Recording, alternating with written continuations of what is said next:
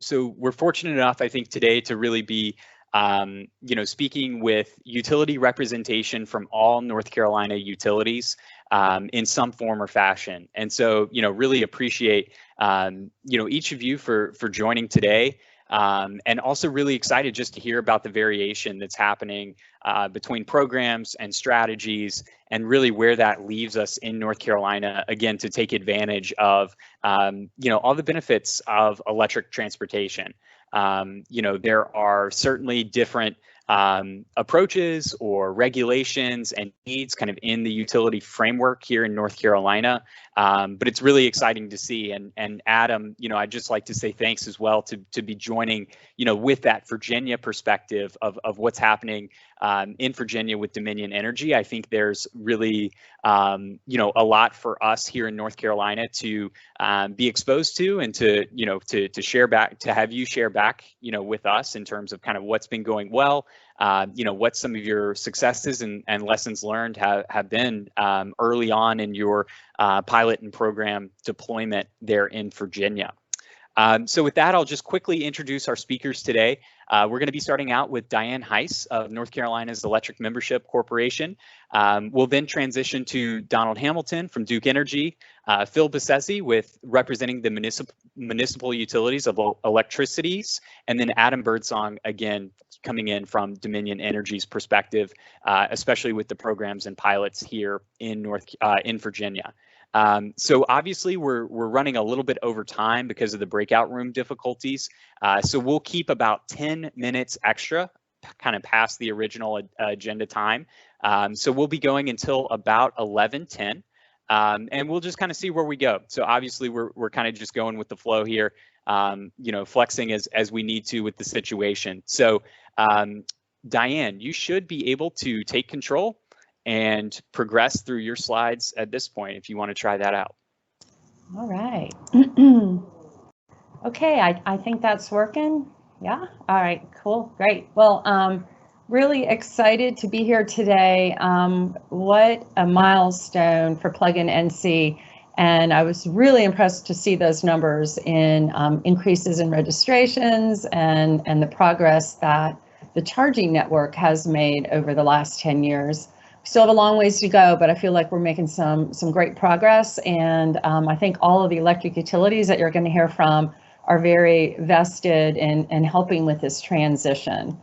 So I'm here on behalf of the North Carolina Electric Cooperatives, and just to give everybody a little bit of background, we're pretty much everywhere across the state in mainly rural areas. We do have some co-ops that are a little bit more urban, such as Wake EMC, which is in the Wake Forest area and surrounding counties. We have a co-op that's near Charlotte, and then, but for the most part, as you can see by the green here, we're in the less populated areas. So a lot of that discussion about rural areas and where we stand there applies to our co-op members. Something else that's really important to understand about the co-ops is that we're not for profit. And so I was very interested in the discussion about, who's going to pay for these chargers, because that is something that we're very conscious of is, we firmly believe that electric transportation is extremely important. We have a Brighter Future initiative, and that includes sustainable, affordable energy and trying to get to net zero carbon emissions. And we know that transportation is a huge component of reaching a lower carbon economy.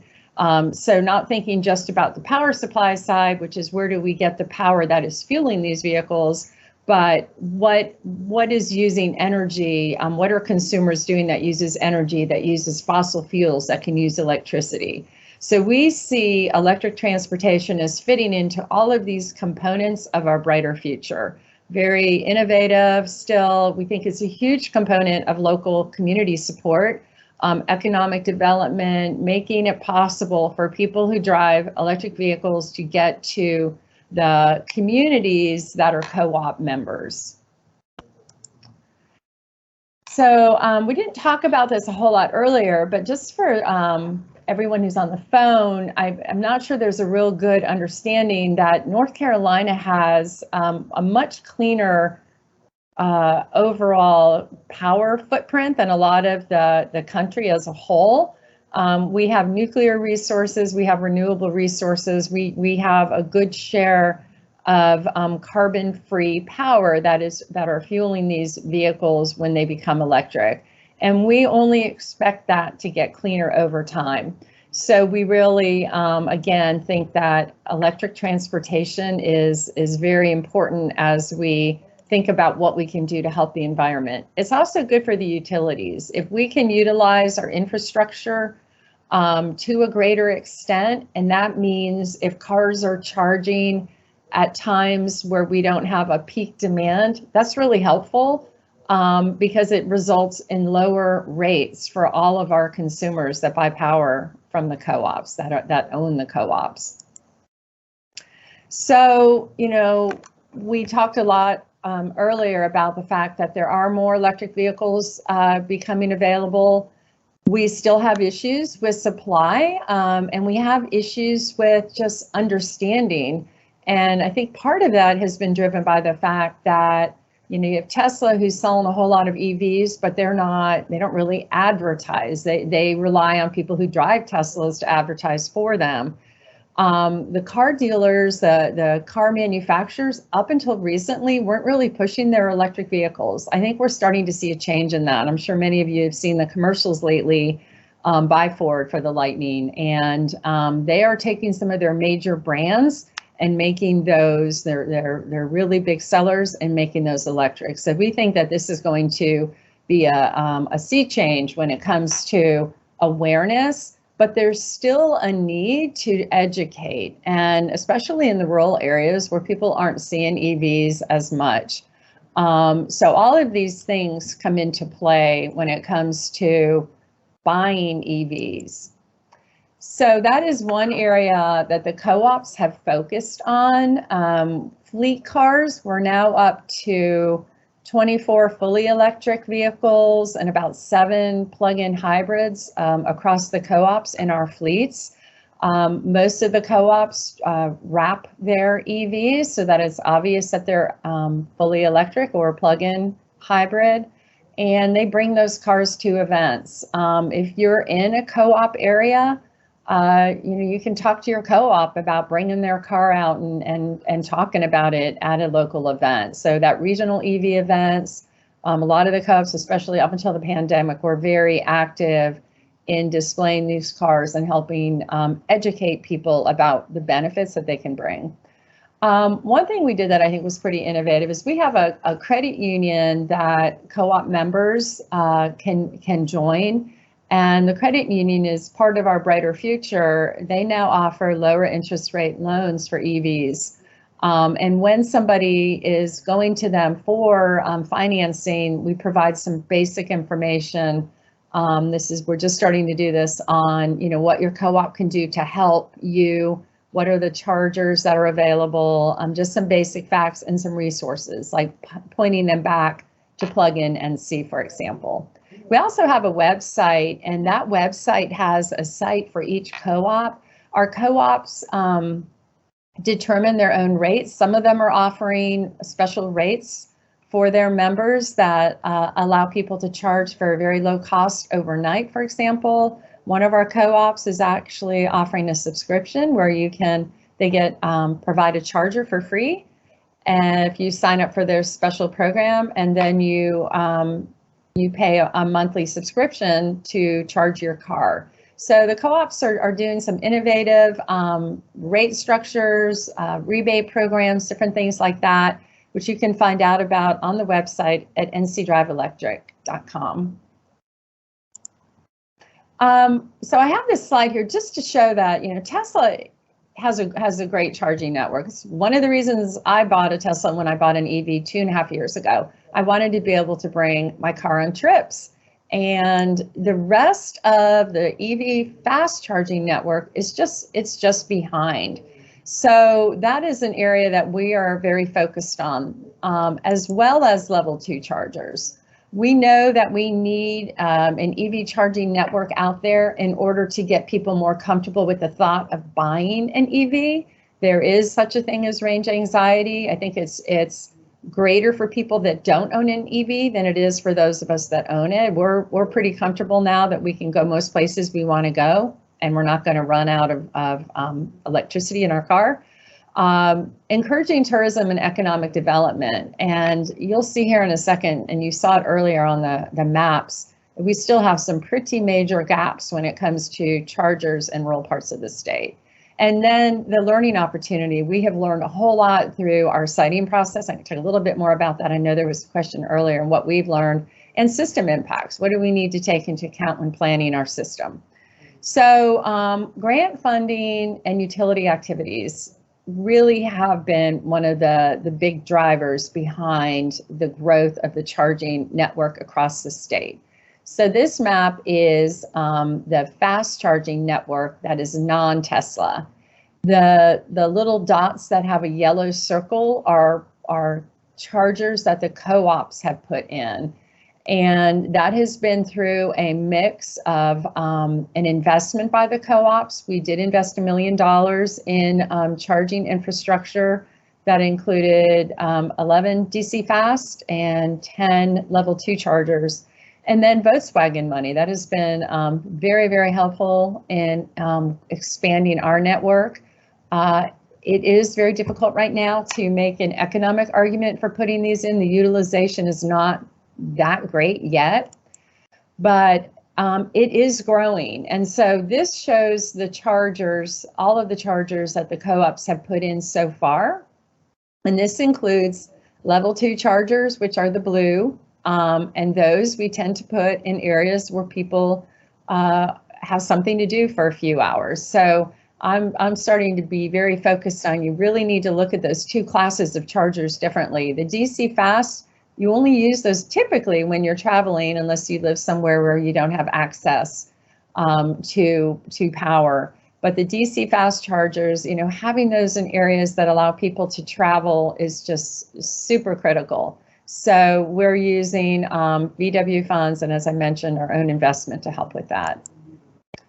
I mentioned that utilization is increasing. This shows some of our level 2 chargers. So the ones with the diagonal lines, those are chargers that we put in, one of our co-ops put in coastal communities. So 3 different beach areas. That saved me when I was at Ocean Isle with my electric car. So you can see how it's just increasing year over year. And then I'm sure many of you, I think quite a few of you on this call have EVs. You probably have used that Blowing Rock charger that Blue Ridge EMC put in, Blue Ridge Energy. So really, we think that the day is coming when it's going to make economic sense to put these in, but we're not quite there yet. Electric school buses we see as a huge opportunity to improve the lives of the people we serve. Kids on buses not having to breathe in fumes when they're sitting there, less noise as those buses are idling, safer environment, again, because of the lower noise. And so we did get an award from the VW Phase 1 funding opportunity for one of our co-ops to partner with their Department of Public Instruction, and they are getting a school bus, and we're very interested in looking for more opportunities to put in additional school buses. Finally, it was mentioned earlier, I think it was Stan mentioned it, we're also doing some pilot programs. Roanoke Electric Cooperative is doing a vehicle to building pilot where they're looking at using the car battery essentially to power their office building during peak demand times, just to test out what that can mean in the future. And they're also testing out some technology which allowed them to run a DC fast charger off of single phase power, which is potentially an issue when we look at chargers in rural parts of the state. You typically need DC 3-phase power, and this is an innovative way to maybe reach some people we wouldn't be able to reach otherwise. That's all I got. And I guess we're taking questions at the end, I think, right, Jacob? Yeah, that's right, Diane. Yeah, so thanks so much. And Don, if you're able to take control of the presentation, we'll be able to progress through.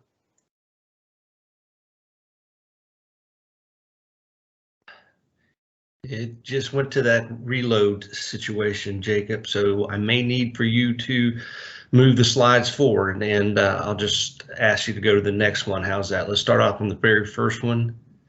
You bet. Yeah, let me get there for us here. Yeah, my PC shows it's basically buffering right now, so. Okay, yep. Yeah, so we're starting out here just with your title slide, Don. Yep. Yeah, and we'll move forward from there. Okay, well, first of all, I really appreciated the earlier speakers, that they did a great job, and I really learned quite a few things. And in fact, I'm hoping to get a hold of their presentations so that I might be able to use some of their slides on my presentations. My first experience on driving an electric vehicle was back in the late 90s. I wanted to touch on that. CP&L had a converted Chevy S10, and I got to drive it around Jacksonville. And then I also got to drive it around Raleigh. And I thought, oh, the future is here. I didn't know it'd take 20 more years before I actually bought a 2018 Tesla, so Tesla 3. So anyway, I'm glad the time is here. I think it's exciting. Congratulations on the 10 years, Jacob. And I think the next 10 years are even going to be faster, and growth in electric vehicles will be exponential. So let's go ahead and go to the next slide, if you would. And I'm going to trust that you can see it, Jacob, because I can't see it. It's still buffering back over on the previous slides. But we've got 4 different programs under the North Carolina Park and Plug initiative. And the first one is the DC fast chargers. I want to say that we're fully subscribed. We identified 20 what we call circles of targeted areas where we wanted to eliminate the range anxiety, like Diane had mentioned, and then also take a look at some areas that may be underserved, low income areas, just like I think Stan had mentioned as well. Then let's take a look at our public level 2 charging, and we are, once again, we are fully subscribed in this one as well. We plan on installing 160 level 2 chargers. I actually have one at my house here and also one at my parents' house, and I can tell you that I use those level 2 chargers for probably 95% of my travel. I love it. You just plug it in at night and you're good to go the next morning. Hopefully these will be, we've been working with cities, towns. They're wanting them in their parks. We've been working with community colleges. They want them located. And we find that the younger group of folks are really interested and eager when it comes to electric vehicles. I can tell you my grandkids just ooh and ah every time they look at the Teslas and the other cars that are coming out. And I'm excited about the trucks. The Ford F-150 Lightning is, to me, I'm hoping it's a game changer. Then we have 80 of the level 2 chargers that are going to go in multifamily dwellings. And this hopefully will hit on some of the lower income areas. Those folks may be, so to speak, trapped because they don't have chargers in a parking spot that's dedicated to them. But this will put them in condominiums. We've got them going into, again, apartment complexes. We found a lot of the new apartments that are being built have jumped all over this. So this one filled up a lot quicker than the others, and we are fully subscribed on that. And what I mean by fully subscribed is somebody has already filled out a site host agreement, is ready to roll. We think that everything will be able to connect up fairly easy on the electrical side. And so we just got to go a little bit further and finish that out. So we're excited about that. On the electric school bus, I'm excited about that. We're still learning our way through the Department of Instruction and how they operate. So we're looking forward to some electric school buses as well. You want to go ahead and go to the next slide for me, Jacob? Okay. Yes, and let's talk about some of the benefits. Having a fast charger at a location, like they said, it's economic development, and I think that Diane had mentioned that as well as Whitney. It is a driver, and people, you won't think that they'll come, but build it and they will come. And then also, just like Diane mentioned, we're all having sustainability goals, whether that's a community, a town, a corporation. We see countries that are saying, hey, we're going to be carbon net zero by a certain year. And that's being mandated across the world, not just in the United States. We have a tendency just to focus on the US, but there are a lot of countries that have already made mandates that are a lot sooner than ours. It's not on here, but I do want to talk about the noise. I know when I'm in the mountains of North Carolina at my parents' place, I used to sit on the porch and listen to the birds and everything. It was really great. They built a highway a little bit later on, and now I hear the trucks coming down the mountainside and air braking. So I'm looking forward to a quiet highway. So that's one of the things that I'm hoping to. And again, we want to get these the fast chargers out there, because the range anxiety, like Diane said, is probably more for those that are just starting to drive. I know I had one time when I drove to Atlanta because some construction happened, and then my car told me to keep it below 70 to make sure I got there, and lo and behold, I made it, fortunately, but only 7 miles of range left. Since then, I've learned to make sure I have a philosophy: ABC, always be charging. Okay, next slide, if you would, Jacob. And that's letting you know what we've done in Florida. We put in a whole lot of stations down in Florida, level 2s, as well as some DC fast chargers. And also, again, we're hitting those low income areas because we need to spread the wealth of this all across the area. Okay, if we'll go to the next slide there, Jacob. And again, here's it's buffering on me. But anyway, this is the DC fast charging. We've got 40 total ports that we're going to put out there at 20 locations. The bottom right-hand side is typically what we're going to have. Is we're going to actually have 2 dispensers, or 2 chargers per se, that will be located. We've had grocery stores that have applied for this. I think that's a great application. We've had a few convenience stores ask for these, where they've already, if you've noticed, the Sheetz is out there, and Sheetz, they've got both gas and they've got electric in most of their applications as they go forward. So I think that's a good approach to capturing the whole market. Okay, if you want to go ahead and go down to the last slide, and you keep me abreast on time there, Jacob. This shows our level 2 chargers. And again, I'm buffering back. They're caught up. Okay, the level 2, it typically will add 30 to 40 miles of range. Like I said, I love mine at my house. It's so convenient. It's you pull in the driveway, you plug it in, and you're good to go. I heard the mention about drive-through, and Jacob, that was a good point. My daughter just bought a big old RV trailer thing, and I'm wondering exactly how she's going to be able to pull that thing and charge up. So it'll be interesting. I got to visit my son out in Portland, Oregon, and I can tell you the West Coast, or the left coast as I refer to it, has really jumped all over this. There are charging stations everywhere, not as many as there are coffee shops, but fairly close. So again, I want to thank there was 240 ports that we're putting out there, and again, the applications just it just poured in. So you can tell there's a whole lot of interest in people hosting these, and we're looking forward to getting all these different chargers installed. So I'll turn it back over to you, Jacob. One more slide. That's right. There was one more slide. Sorry about that. Go back there. And that's the electric school bus. I'm actually looking forward to listening to Adam's spiel on this, because I'm hoping they're a little bit further along than we are. But again, here's how the funding works. It's $215,000 per bus, but we take care of the charger and the associated charging infrastructure, and then whatever remains goes back to the actual school bus. So we've got some folks interested. We're still having to work through the DPI process, but I think we're well on our way, and hopefully we'll get some schools lined up for that. Good stuff. Yeah.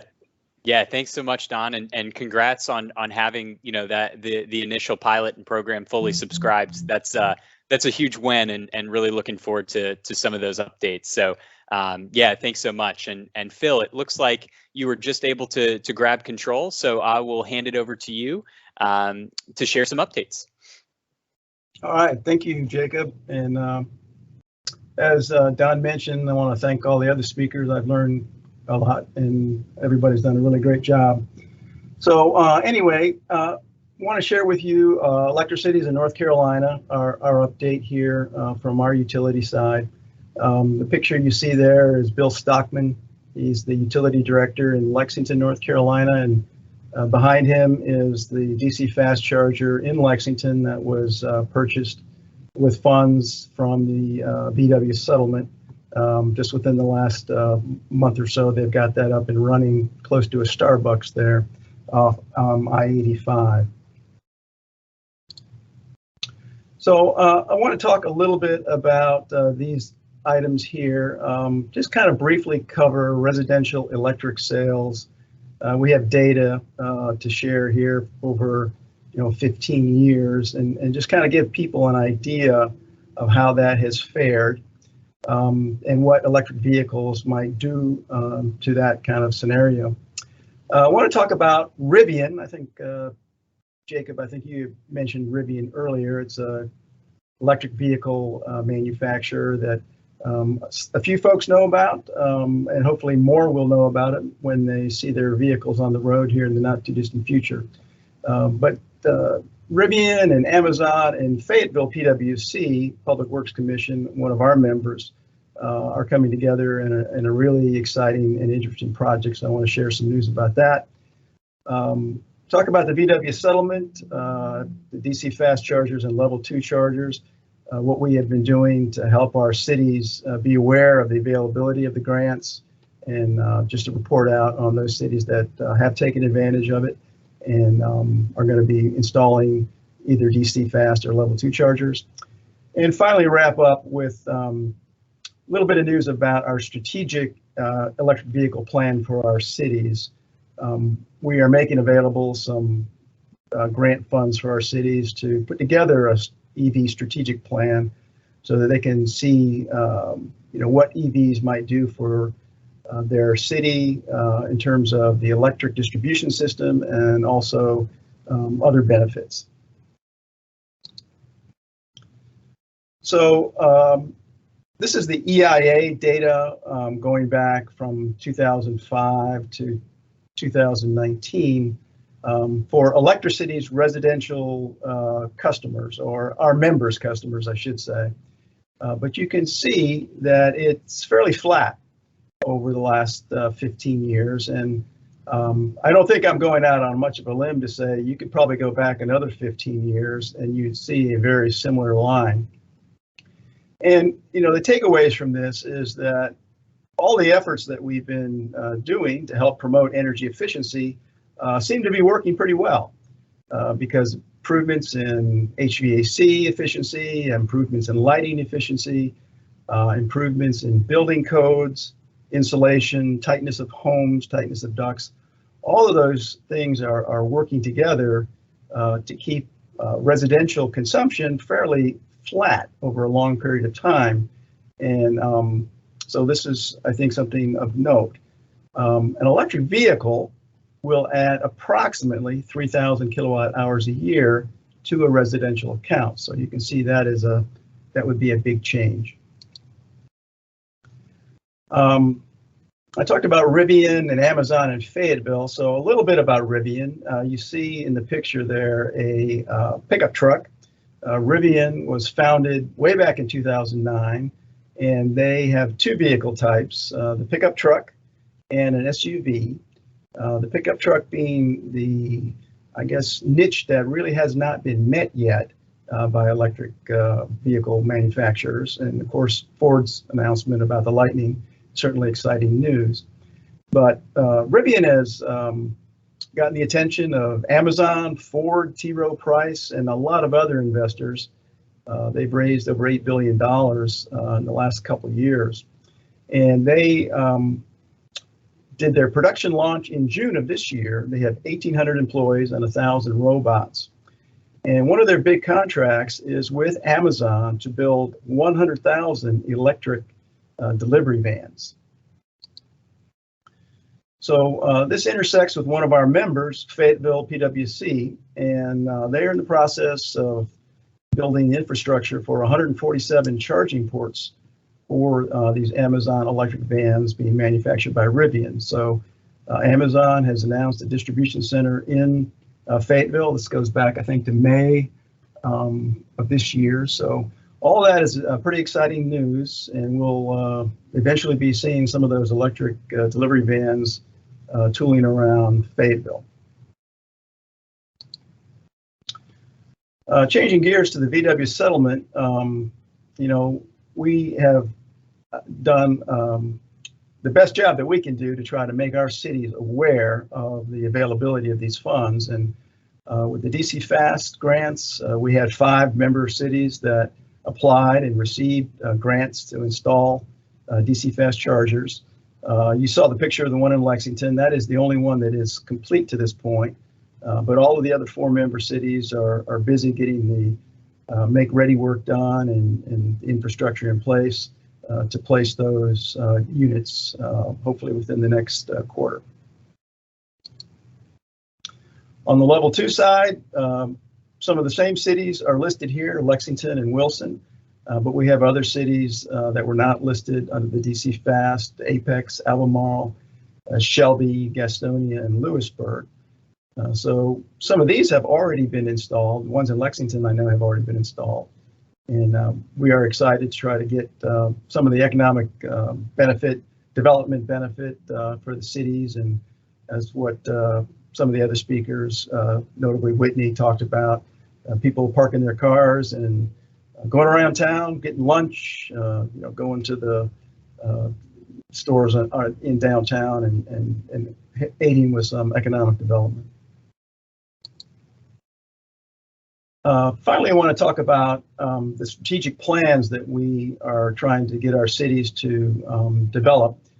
We have employed a consultant, Sagewell. They're based out of Boston, and they're developing EV strategic plans for our power agency members with a 50-50 grant. So we have 32 cities in the East that are members of the Eastern Power Agency and 19 members in the West that are members of the Power Agency number 1. And thus far, Apex, Wake Forest, and Shelby have worked with Sagewell to develop plans, and Greenville Utilities Commission, they are starting a plan right now. And these plans look at the impact that EVs can have on the electric distribution system, the marginal revenue potential, the market availability of EVs, consumer savings, and the positive CO2 impact. So taking a real strategic look at what EVs can have in their community.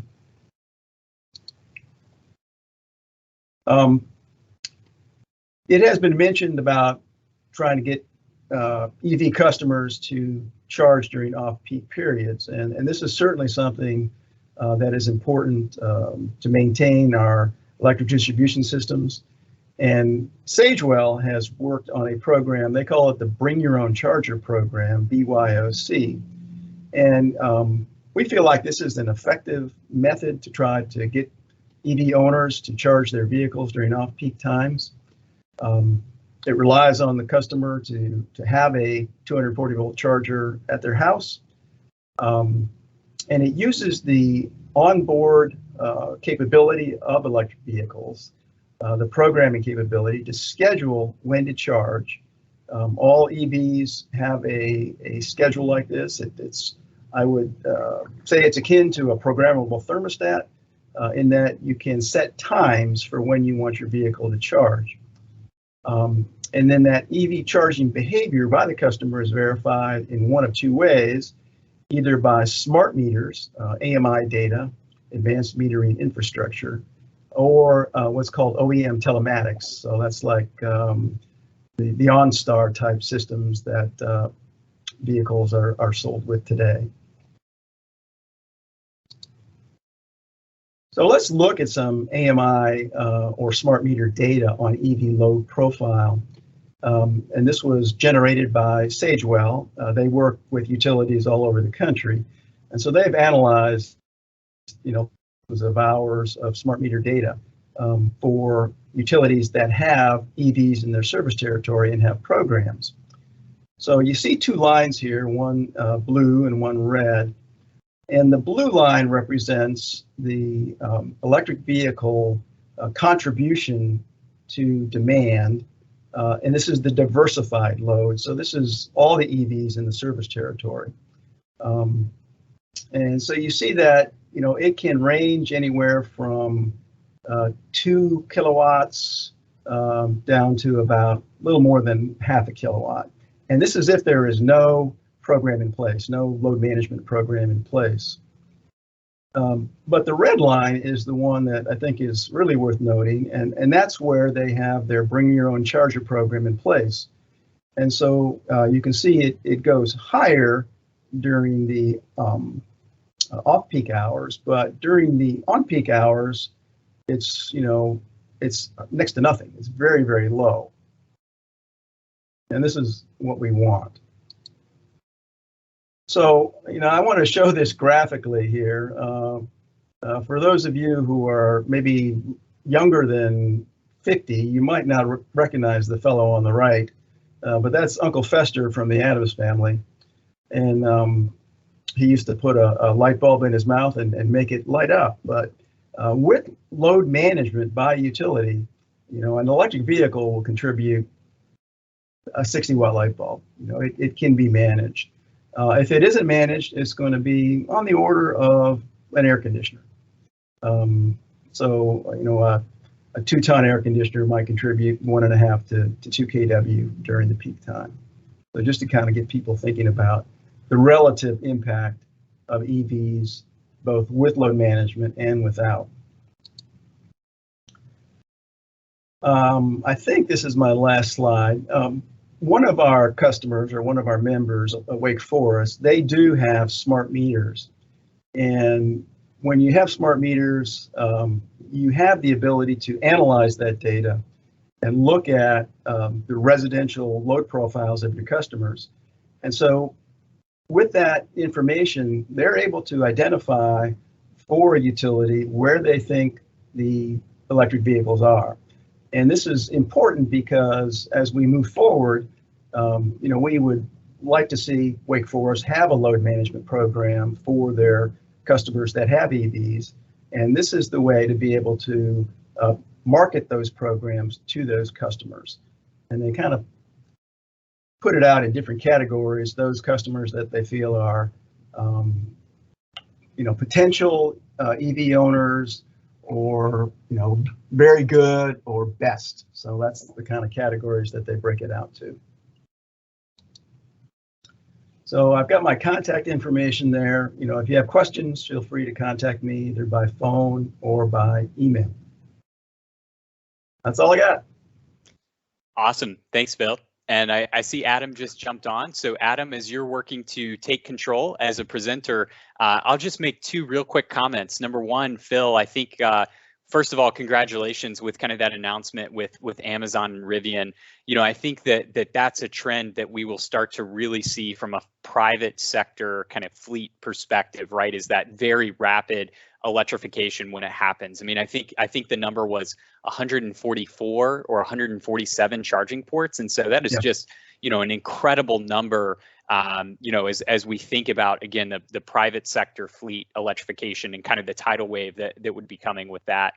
The other real quick comment I'll make is that it was really interesting to see that the unmanaged EV load kind of peak time looked to be around like 10 p.m. So that's a little bit later maybe than, kind of some of the standard peaks, but that overlap is just pretty interesting, and great to see that those, management kind of programs and activities are so effective in distributing that load and those times. So thanks for sharing that. And Adam, thanks so much again for joining, and I'll go ahead and hand it over to you if you want to go ahead and get going here. Awesome, appreciate it. Thank you, Jacob. Again, my name is Adam Birdsong. I'm the program manager on the electrification team here at Dominion Energy. Thanks for having me. This has been a fantastic webinar so far. I can't wait to go back and watch the segments that I missed. And congratulations to Jacob and the folks at Plug-in North Carolina on 10 years. That's fantastic. While the majority of what I talk about today is going to be really focused in Virginia, we hope to expand these offerings to our customers in North Carolina and South Carolina. In the meantime, I'll provide my contact information in the chat. And if you'd like to take a deeper dive into our programs and what it takes to implement them in your area, feel free to reach out. To make the best use of our time, I'll give a quick background on Dominion, our EV programs, and then dive into the fan favorite electric school buses. With nearly 7.5 million electric customers and natural gas customers across 16 states, which includes 125,000 electric customers in North Carolina, Dominion Energy is one of the largest utilities in the United States. With a commitment to sustainable, reliable, affordable, and safe energy, Dominion has the third largest solar portfolio and 188 wind turbines. We have the largest offshore wind project in the country. This offshore wind is enough to power about 660,000 homes. We're also partnering with farmers in our area to cut emissions by capturing methane gas from cattle and turning that into renewable gas. It's a little close to lunchtime, so I'll let you Google that on your own. These are just a few of the many projects we have that are cutting our carbon footprint. While at Dominion, we make it one of our top priorities to reduce our impact on the environment. We also want to provide products and services to our customers to help them meet their sustainability and environmental impact goals. We're not only working on innovative methods for clean carbon-free generation, but we're also focusing on providing clean transportation options to our customers. Many of you probably heard that Dominion has a walk the talk initiative. It's kind of hard for us to ask our customers to switch to EVs if we're not doing the same. So we've begun converting our own EVs, and we'll have 25% of our light duty converted by 2025. We also provide incentives to our employees to purchase new and used electric vehicles. And we're also in the process of installing electric vehicle charging stations at all of our offices across Virginia and North Carolina. Our downtown Richmond campus currently operates a fully electric shuttle.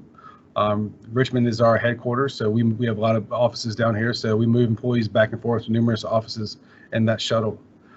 We've also partnered with Fairfax County to operate the only fully autonomous electric shuttle in the region. So this shuttle moves passengers around the Merrifield area, which is really congested. We also currently have a smart charging infrastructure program known as SKIP, which is very similar to the incentive program that Don mentioned at Duke. The goal of this program is to help accelerate the adoption of EVs in the state by offering rebated incentives for charging infrastructure purchases and installation. We've really focused on DC fast charging, multi-family dwellings, which Whitney and Don mentioned earlier, level 2 charging, transit agencies.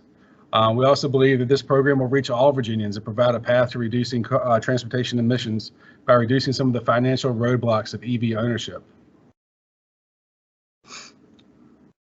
So at Dominion, we're extremely excited about all of our EV programs.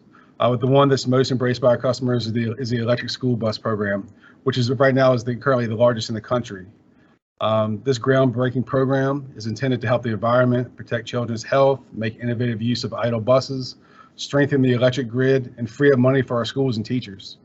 So why buses? So when Dominion began our research on reducing the environmental impact of transportation, we found that mass transit was a huge carbon culprit. We initially looked at the opportunities around transit buses. Unfortunately, transit buses have very little downtime and charging behavior is difficult to predict. As a utility company, one of our goals is to understand charging behavior and find innovative ways to reduce the impact on the grid. So this is how we landed on school buses. There are approximately 15,000 school buses in Virginia, and the majority of them are within our service territory. Schools are open about 180 days a year, and the buses operate consistent routes that only last 4 to 6 hours a day. These are very predictable metrics to build a program around. So this program requires that school districts pay the cost of a regular diesel bus, which is approximately $100,000. Dominion Energy will pay for all the electric components that makes the bus electric, including the battery. Dominion will also pay for all the charging infrastructure, along with the costs associated with the installation. Research has shown that the operation and maintenance costs of these buses are considerably less than a diesel bus. Depending on the operation of the bus, school districts can see somewhere between $6,000 and $7,000 per year in O&M savings.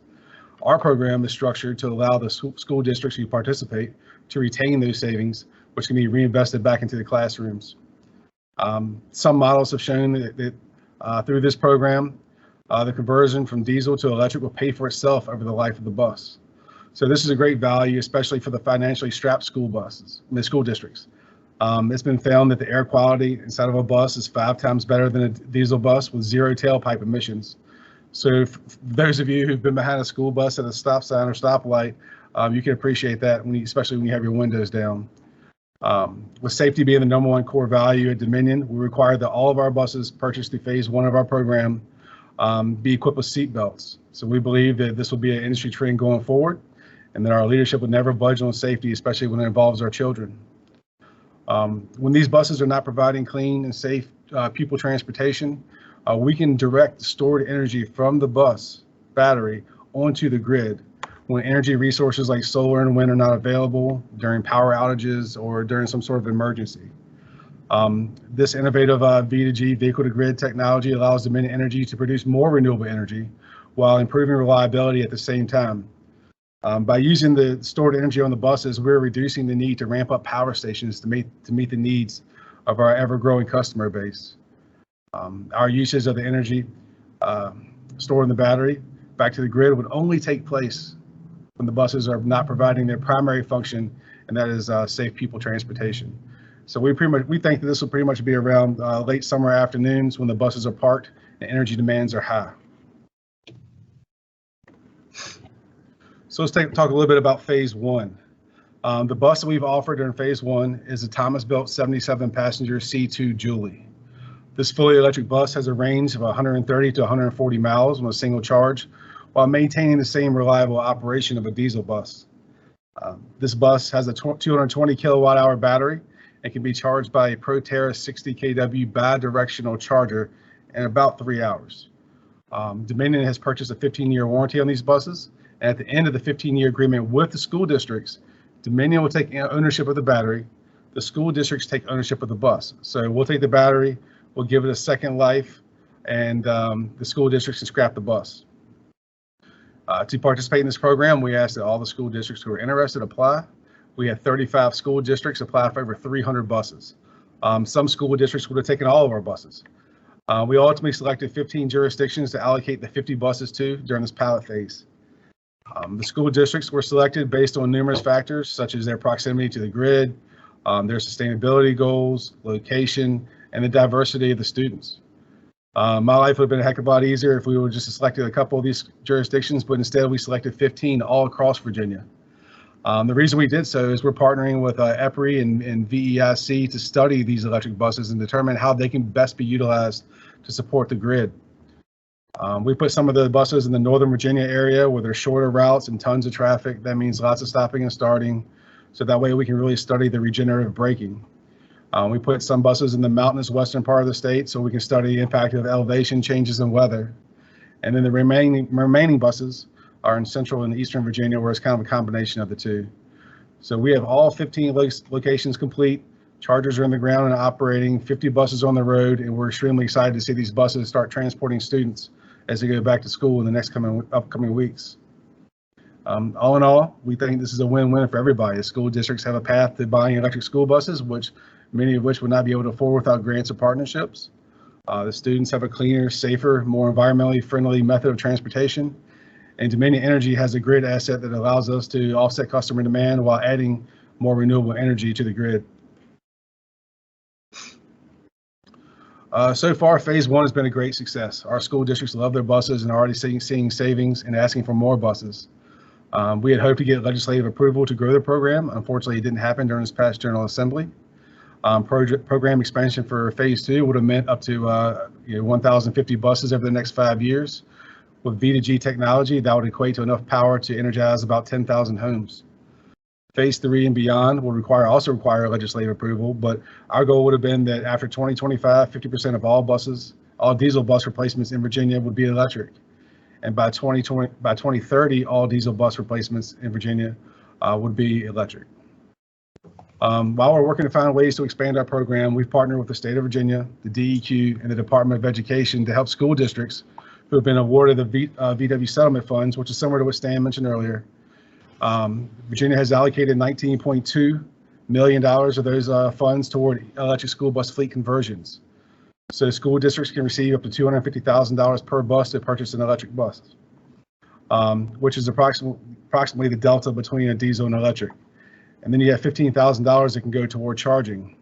Unfortunately, for those of you who've worked with DC fast charging, $15,000 won't get you very far. So at Dominion, we've offered to help these school districts by purchasing and installing DC fast charging for their buses. This is very similar to the first phase of our program, where we'll be utilizing the buses for V to G during the peak days of the summer and taking ownership of the batteries at the end of the useful life of the bus. This program has been a game changer for school districts who do not have the budget to purchase DC fast charging for their buses. So we're currently working with the school districts to iron out the details, and construction should begin by the end of the year. One of the major goals of our program is to help accelerate electric school bus adoption, whether it's in Virginia or not. We want to get more buses on the road, which will lower the cost, and eventually all school districts can purchase these buses on their own. Another benefit of a growing industry is the improvement in technology. We talk to manufacturers like Thomas, Lion, Bluebird, IC about their new models, their charging and battery improvements, and declining costs all the time. When we first started working with Proterra just 2 years ago, they really offered a 60 kW charger, and that was it. That would charge one bus at a time. Now they have their 1.5 megawatt charger that can charge 20 buses simultaneously at 75 kW, and that's within 2 years. So who knows what the future will bring. Finally, we're starting to see battery sizes increase, which will help extend battery range. We started off with a 220 kilowatt hour. Now we're seeing other models like Navistar who have a 315 kilowatt hour battery, which I'm sure school districts will love. Every day we speak with multiple utilities, vendors, and school districts who are not just interested in our program, but electric school bus conversions as a whole. I'm sure, like you guys, my news feed is full of stories of school districts across the country going down the path of fleet conversions. We expect to see this trend increase faster and faster as technology improves, prices decrease, and we develop innovative ways to find multiple uses for the batteries, which as a utility, they're essentially mobile batteries. At the end of the day, these electric school buses equate to a cleaner, healthier, and safer world, not just for our students, but our communities and society as a whole. Our program continues to show that electric school buses provide numerous benefits, but not one organization can deploy all these buses alone. Currently, these buses are expensive. The technology components can be complex. That is why it takes buy-in from your school districts, your utility, your legislators, your regulators, manufacturers, and dealers to get these buses on the roads.